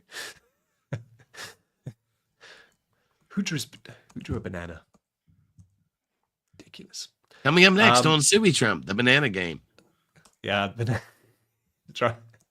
banana drawing competition. The peanut butter jelly guy out there dancing. Yeah, Brett, I would probably agree that you want to look at GBlue because it's going to GBlue is actually a Binance Smart Chain token. It was bridged over to Abstract for the launch of Aborian. So we didn't look at Aborian, but Aborian is also a VE33 model, which is what Aaron based the architecture of Topaz on. So this is Aborian's chart. Very, very is the wrong way around, of course, and it's a very identical model to Aerodrome. But he says from the launch of Aborian, they listed, of course, they had a pump before they listed on CoinGecko, but what they show is a very, very down chart. And he said he learned a lot from that, and he's made different dynamic improvements for how they launch the Topaz coin. But I would say looking into GBlue is a good idea because we know 100% that GBlue is going to have a BNB and GBlue pair on Topaz. It's Topaz's developer's own coin as well as GBlue. So like Peter says, he's going to favor GBlue for giving higher emission, higher rewards, and for people who are also going to add liquidity to the GBlue and BNB liquidity pair. If you want to go a little bit more high risk, you can also look at a coin which he made last year called Book of Binance. So this is a meme coin. It's on the Binance Smart Chain. And this, Aaron has mentioned in AMAs a few times, saying that he'd like to also give liquidity position and yield rewards to Book token because it's also one of his coins on the Binance Smart Chain. But there's no confirmation on this one, so it is a little bit speculative. So you need to kind of buy with the expectation that it might get listed or it might not. I actually went ahead and bought some Book and the Bus token. Remember that token? Oh, Bus, yeah, I remember Bus. But yeah, Book did incredible last year. It went up 2,500% in the space of a month. But then, of course, came down the same in like 1 month. It came down about 80%. So it was very, very fun. So, and it's a meme coin, so the supply hasn't gone up at all. So it'll be interesting to see if he is going to be interested in getting this onto Topaz. He has mentioned it, so, but it's not 100% confirmed. But this is quite a good bet. And then things just getting your BNB USDT, Bitcoin USDT, ETH USDT, these will all be incentivized for the Topaz as well, because it's going to be competing with PancakeSwap. You need to think like, what are PancakeSwap's biggest liquidity pairs? And you kind of have to reflect that so that you can also compete with them for getting trades routed through. So all of the big coins on Binance Smart Chain would be where I would also think just get a little exposure to them so that you can pair them up in liquidity and also earn. But first step, buy GBlue, I think is it's a no-brainer, right? No-brainer. Oh, there's the Bookman himself. Bookman. GBlue and Book are two great buys before Topaz launch. Yeah, see? There you go. So your question has now been answered, Brett.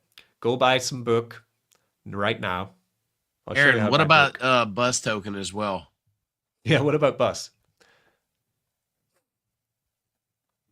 Bus. Have to find the contract address, I think.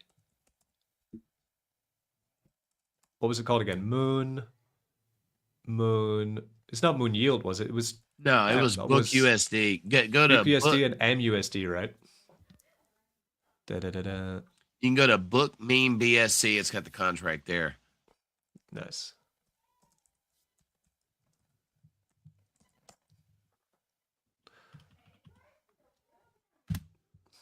Yep, That's the contract. Bus that's token. the contract for, but that's not oh, that's Book Yield. Borrow with Book. This is the Book contract address though, right? Yeah, let's see. I have Aaron, Book already. Put the Bus contract in the comments, please.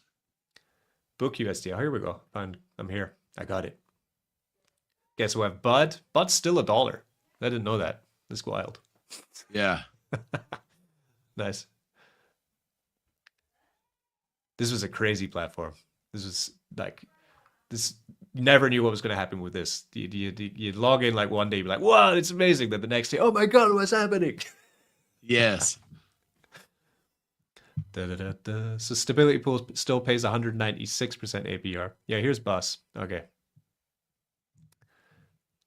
Bus is going up. Look at that. Interesting.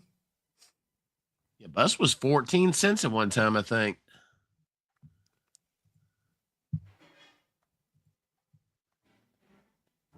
$0.14. The price is kind of messed up though.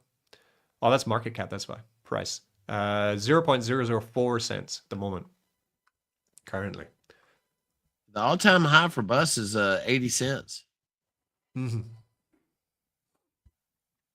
But yeah, so for Book, you just contract address. Then you can, at the moment, you can buy it on PancakeSwap, but you're soon going to be able to buy it on Topaz. So I think this one as well. Book is still a pretty good market cap. Of course, I think Book's all-time high was what, like 2 million? No, 10 million, wasn't it? $10 million market cap. Yeah, it went really high for it was up there. The Book token. Yeah, and it's already starting to move as well as people find out more about it, but there's still a long way to go. So it's still very early to get yourself some Book and prepare. If we go to a smaller time frame, start to see maybe some move. Yeah, so you can see it is starting to move from the start of last month. This is, yeah, it's already 129% up since the Topaz announcement sort of started getting momentum. Oh, there you go. So, yeah, Book also.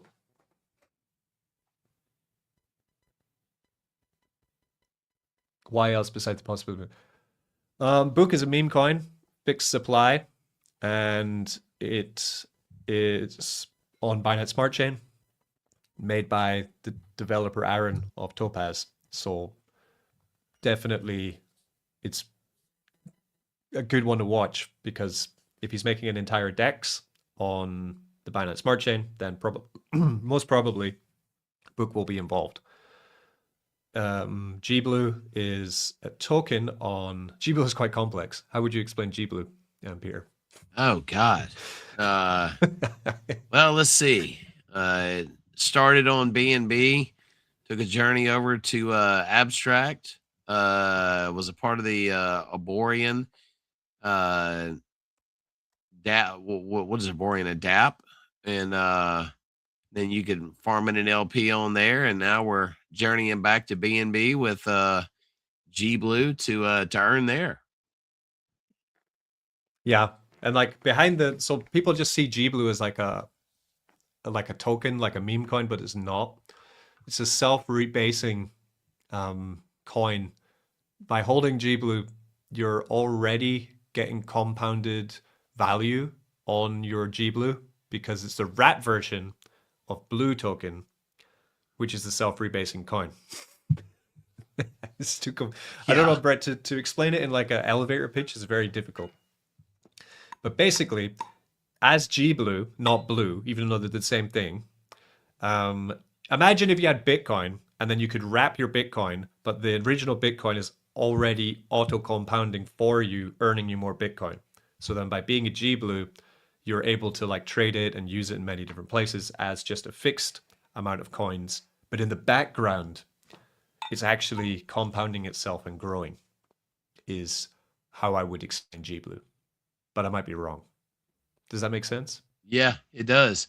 Basically, it's an auto rebase token in just the Blue token on BNB, but when it was just on BNB, you could convert it to SBlue and stake it. But then he had it where you could put it into what's called GBlue for governance.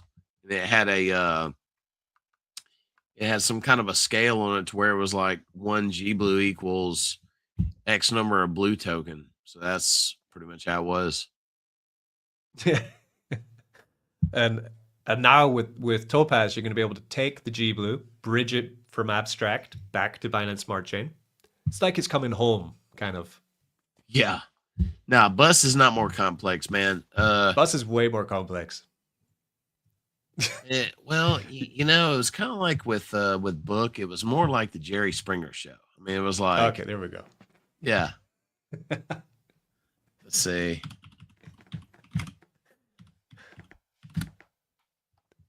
So this, Brett, this was the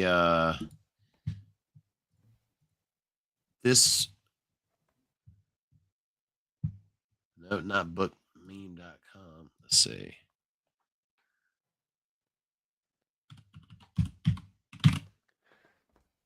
See, there should be a book of Aaron at this point for all these coins, so people can... Right? Encyclopedia of Aaron. So Brett, this was the site, and you would log into here to get to do the Book USD. And basically what you would do, you would take your Book token, you would borrow against it. And then once you borrowed against it, you would put it in the stability pool, and the APR that it would pay out would be in this reward token down here called BUS. And then when you staked your BUS token, you earned some of the fees off people taking out loans to interact with all this. So that's how it worked.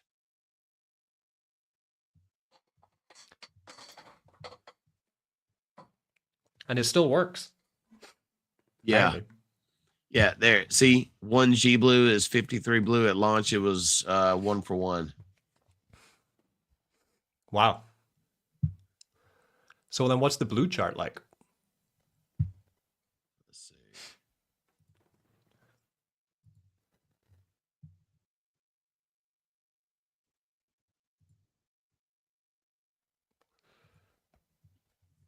Yeah, there's the that's market cap.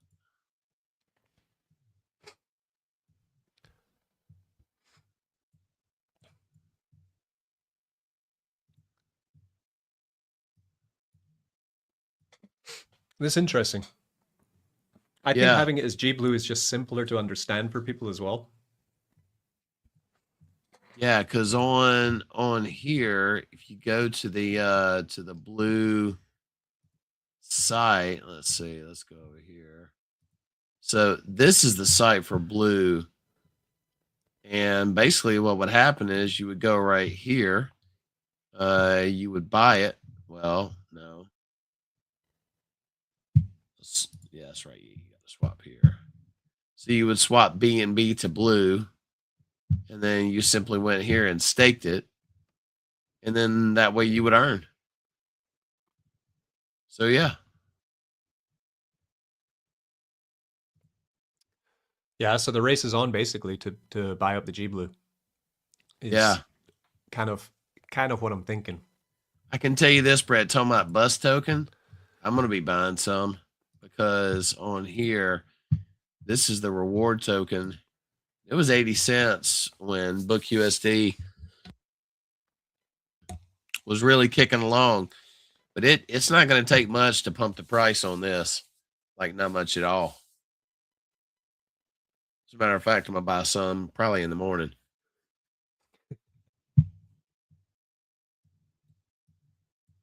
Yeah, that's been bottomed out since summer of last year. But if they're going to have an LP on Topaz, that'll be great. Yeah.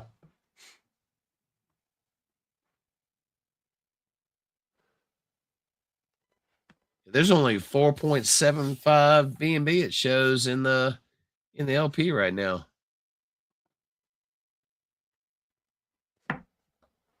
Oh yeah. Now it's going to be a situation where with all the different investing strategies that maybe LP providing on Topaz might not be as profitable. I don't think so. I think Topaz will be the Topaz is where you want to park it, man. Yeah. Because it's real yield, it's concentrate liquidity yield that you're going to be earning with Topaz. So for example, if say you have some USDT and BNB kicking around, or USDT and BNB kicking around, you can add it into concentrate liquidity on Topaz.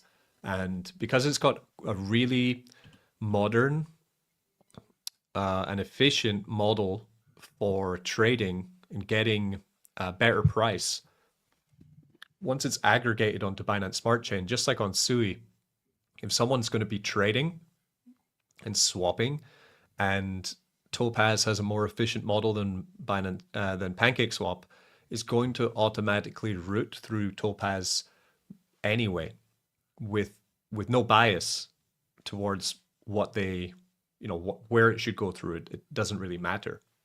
It's just going to do that, and that means that by holding your USDT and BNB just sitting in a range on Topaz, you're going to be earning that already.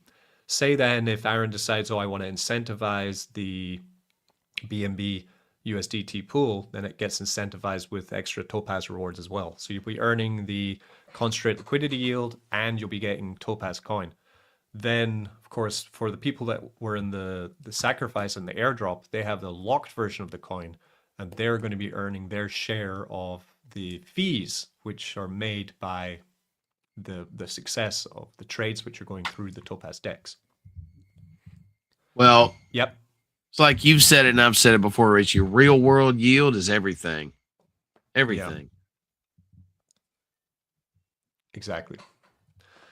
Compound and Vault would be better. BNB parent could hold it back in V. Yeah, well, I mean, Aaron's had compound. Aaron is the auto compounder master. Like, he made his first auto compounder like 2021 or 2021. I remember for Bomb token, there was a auto compounding infrastructure. So he has all of that in his back pocket. He can whip up a auto compounding vault in probably 1 minute at this point. Wow. So definitely auto compounding options on Topaz. I think I can guarantee probably they will exist. I mean, you have auto compounders for GBlue already. It's the same Solidity EVM structure. So I think definitely you will see. Even the redheaded stepchild of DeFi, MSS. I'm claiming off of MSS right now. Oh yeah. Mint stake share.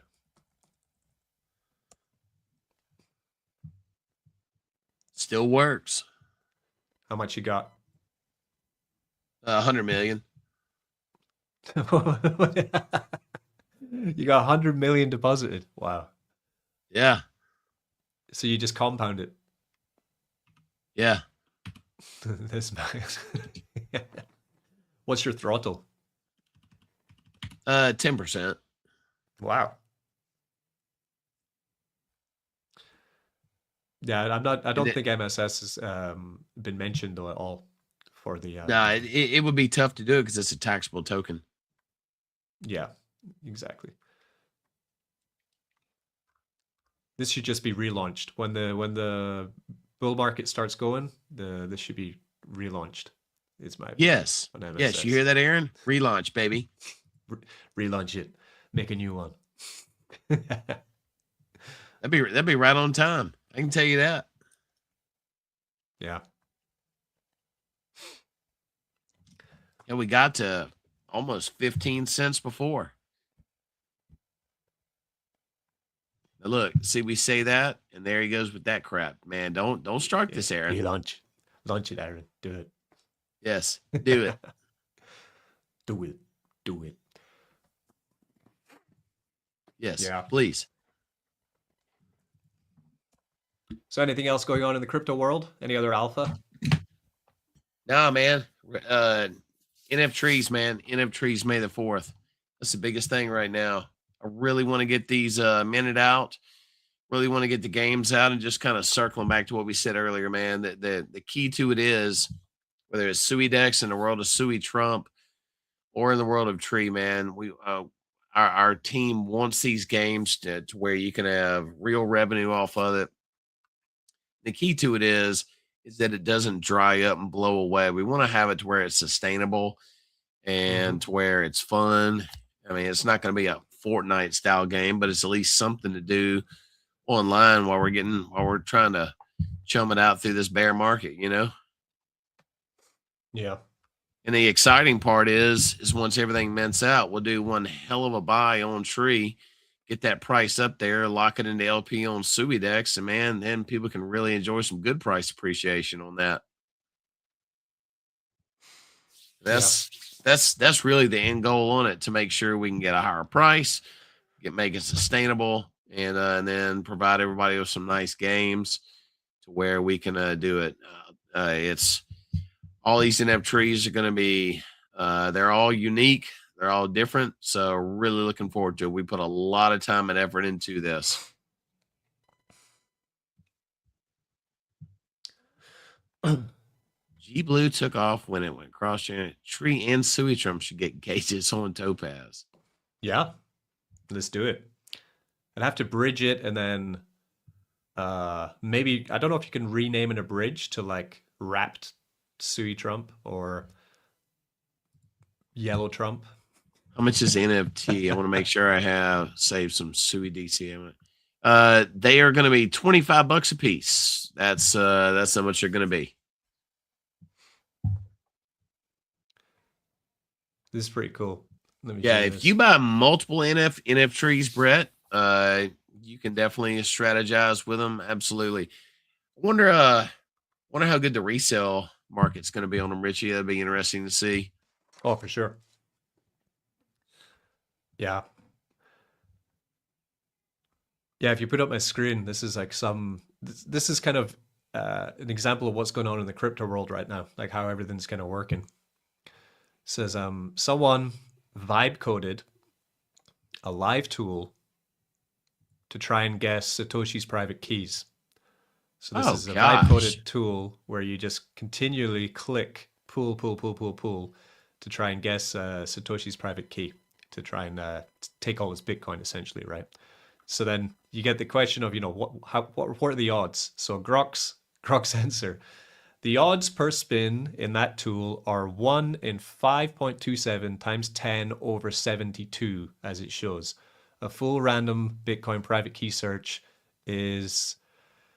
He sums it up basically saying it's impossible. You'd need more energy than the sun outputs over the universe's lifetime to have a realistic shot.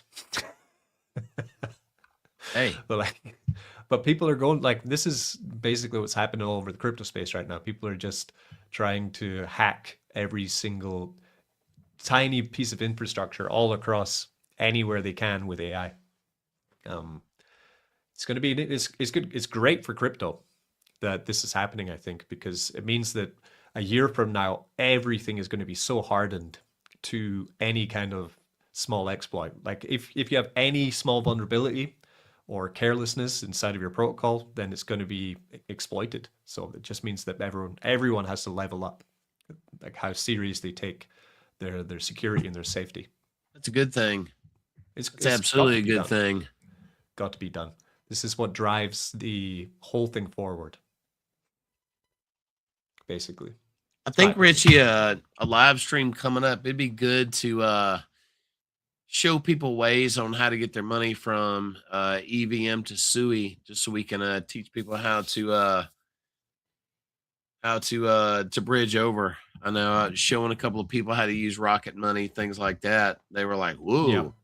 I've got a video. Let's see, let me find the link. I'll share it in the comments about how to bridge over. You guys are watching, want to know? Let me find it real quick.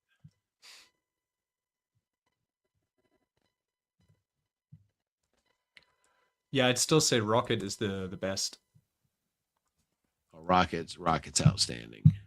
Yeah, for SUI definitely, it's the best way. I mean, it can go anywhere though. Rubik, I use Rubik, but I don't know if Rubik does SUI.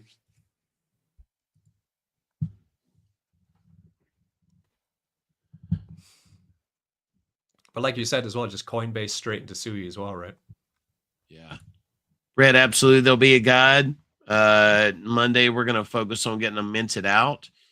And then after that, we'll definitely go on, have a guide. And I'm sure Richie and I'll do a live that Thursday to talk about it much deeper. Sure. Let's do it. Let's do it. Yeah. So I think I'm going to wrap it up. My wife's home today, actually. It's a holiday. So I think I should go give her some attention. You better, man. Make her some lunch or something. She'll be happy. Go. How's the bar doing?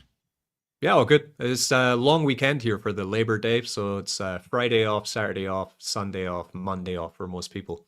In China, they don't give many working, like planned holidays in China. Just everyone gets the same time off. So they have like a week-long holiday in October. They have 2 weeks off generally on Chinese New Year. They get like 4-day holidays broken up over the course of the year as well, which means generally when there's a holiday, everyone is off at the same time.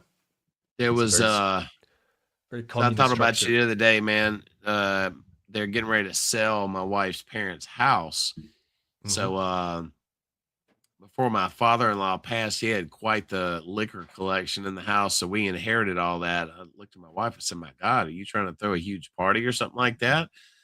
So some of that stuff I'd never even heard of. I was like, man, I'm going to ask Richie what some of this stuff is. Mm-hmm. I might know. Good try. Do your bartenders wear that helmet that trains AI? No, they finished that one, and I guess there could be a robot that's walking into the bar any day now to take over the bartender's job. Good grief. Probably. I mean, stuff here is getting wild. I have there's a big Volkswagen factory in Hefei where I live. So it Yeah. takes there were last year about 8,000 Germans in the city, all working in the Volkswagen factory, and their aim was to try and create an electric car which can compete in Europe with the Chinese electric cars, because already in Europe now you're seeing a lot more Chinese EVs popping up, but they kind of failed. So now they're winding down the factories in the whole of China for Volkswagen. So you're seeing like a population of like 8,000 Germans coming down to like 200 probably in the next year. Wow. And I was just chatting to some of the employees, and we were comparing, Chinese cars to European cars, which I think European cars are quite similar to American cars, but American cars are like more powerful, I guess. They're like bigger than more angular. European cars are a little bit more finessed, but both kind of go on a lot of function. But then Chinese cars are so different because it's like buying a phone for them. They don't put any value on the secondhand market for cars. They'll buy a car, drive it till it's turned into trash, and then just buy another new car. They just buy new. So all these new Chinese cars, it's like walking into you're inside like a phone almost. It's unbelievable. It's just massive iPads everywhere, all kind of functions. You can just speak Chinese and your car does things for you. A lot of them are now completely like self-driving. And even they have a big market for rental of electric bikes, like electric scooters, Yeah. which you can rent. But even them now as well, you pay like 10 cents, you can rent an electric bike for about an hour. When you put your phone on it, it connects to the Bluetooth, and then your phone map where you want to go connects to the electric scooter, and the map generates on the dashboard of this 10 cents electric scooter. You can plug your Bluetooth in it to play music. You can take a call on it. It's incredible just how fast and convenient they make digital technology with their vehicles and things. Wow. Yeah. I don't know. I always get amazed by I don't know if it would work in Europe. I don't know if people really want that. Yeah, we're still jacked up trucks and loud stereos here. Exactly right. Like people seem to prefer that in the West, but in China they really go for the super everything really formed into like your phone. Like your phone essentially just links to everything that you're doing continuously all the time. Yeah, that's not a popular thing here. Yeah. Yeah. I'm not a big fan. But it works. I mean, you can't never go anywhere noticed here the without pink your phone. head behind you. Who is that? Oh, that's just a sculpture. Oh, okay. I have some, I don't know if it's going to zoom in. I have Dali. It's the Genetomatron Man. It's a nice Dali painting I like. I've got a portrait of me and some dogs playing pool.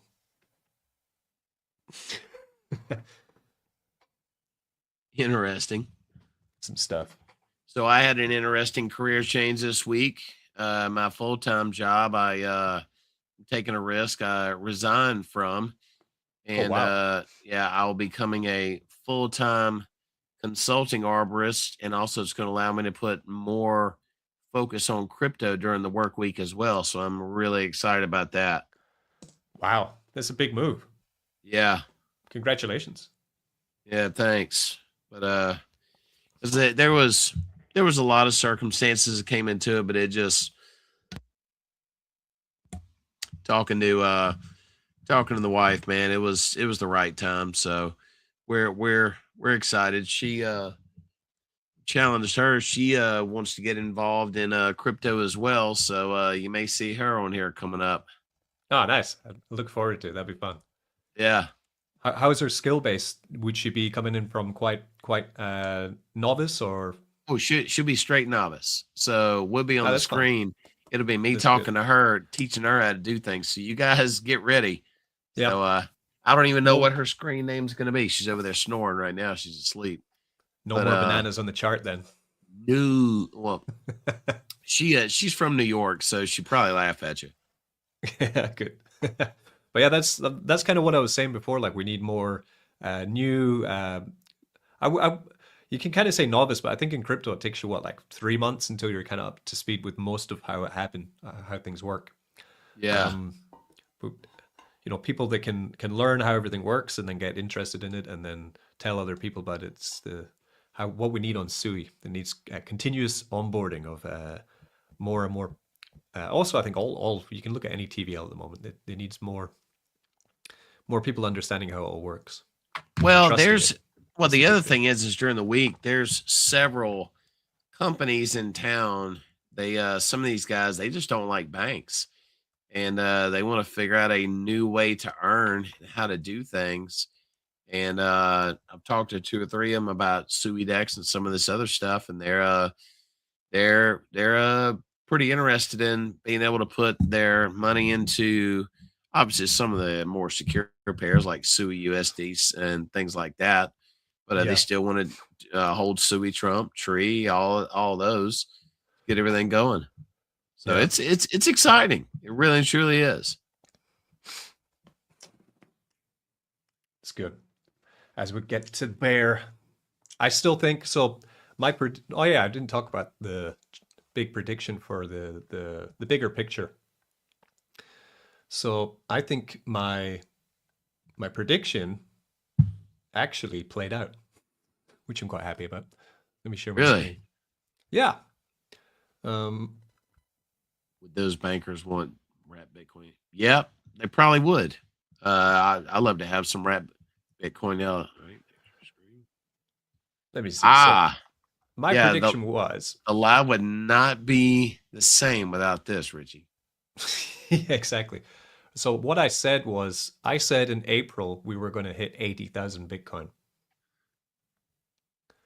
And in April, let me zoom in a bit, we hit 79,600. So we oh wait, did we wicked to 79,400. So we didn't hit 80,000, but we got very, very, very close. And what my prediction was, can't really get a nice turn on this. Yeah.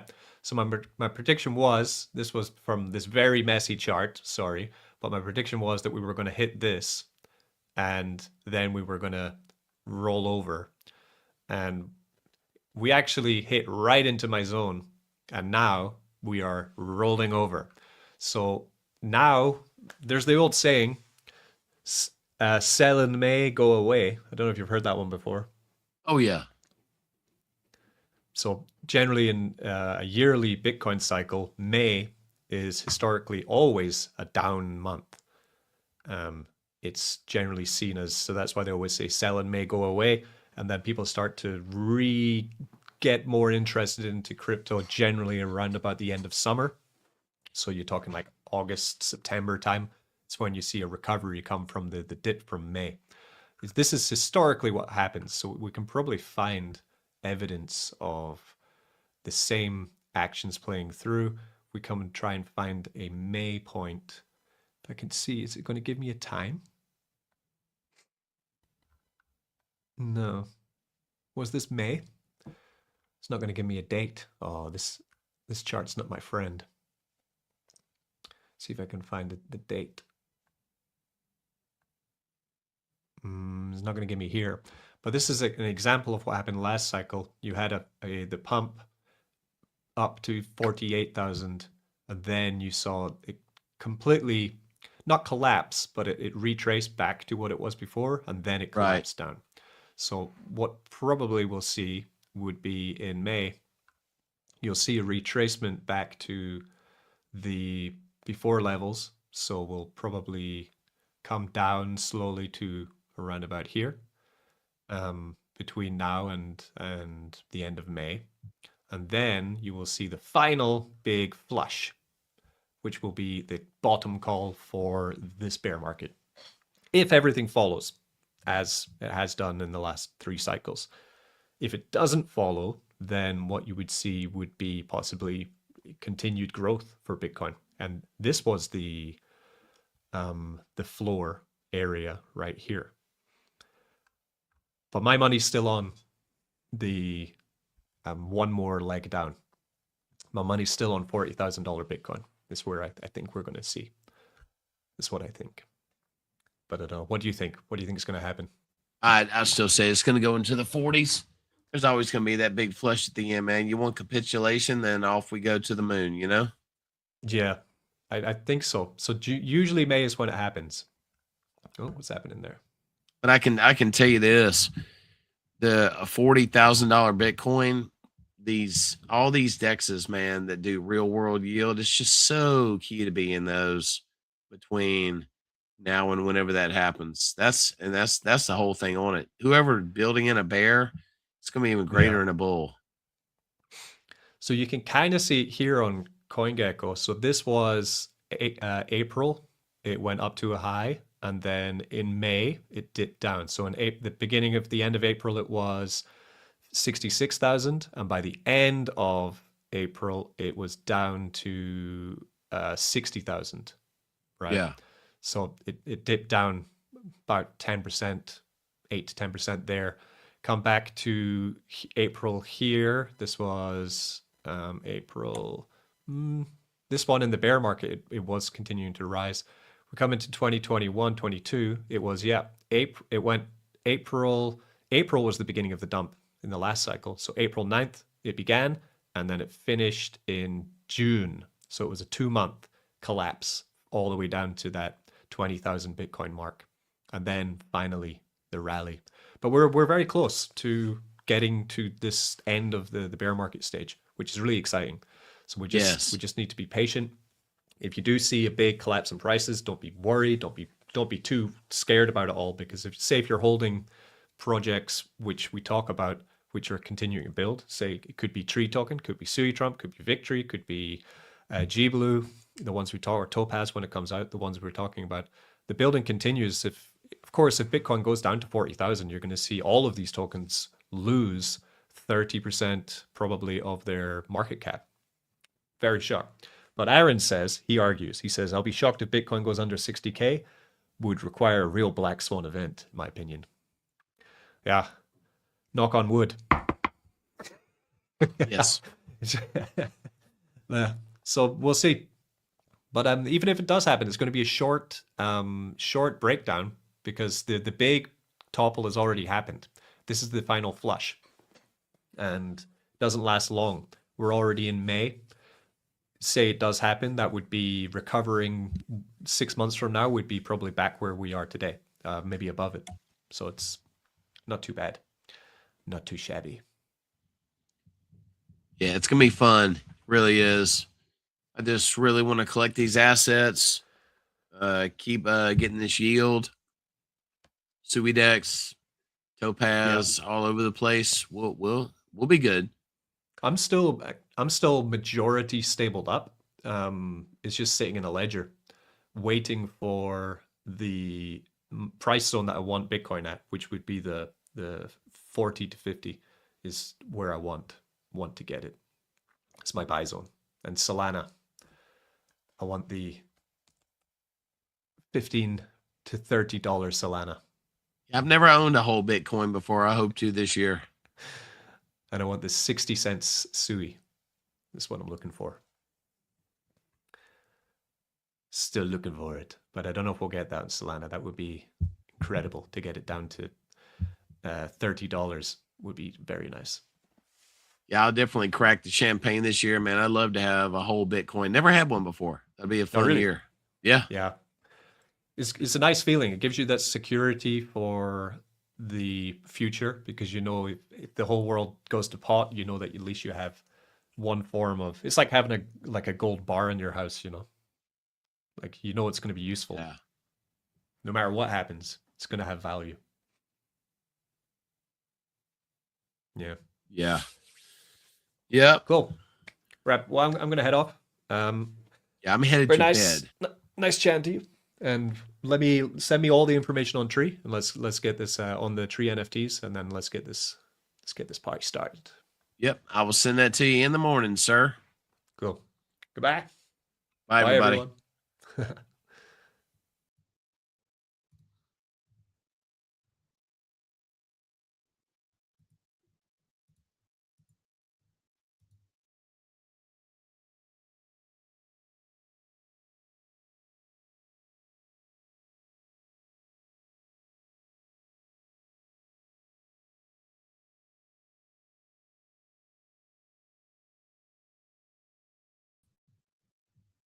I need to end the stream, y'all. I didn't realize it didn't do it. Good night, y'all.